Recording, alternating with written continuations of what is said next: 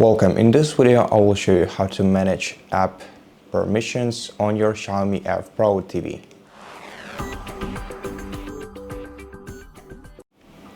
First of all, navigate to Settings on your TV, then open the Applications tile. Next, select Manage Installed Applications. Now, here you'll see all applications. Many of them are pre-installed and they are given their permissions automatically.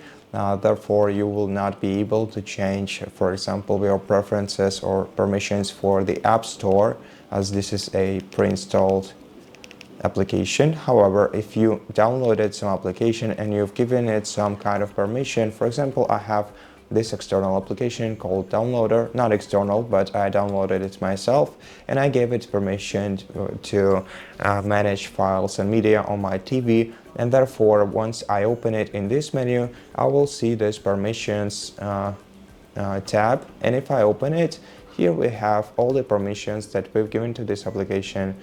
Now, if you want to change your permission, you have to select the permission that you want to change, and then select one of the option that you need to select.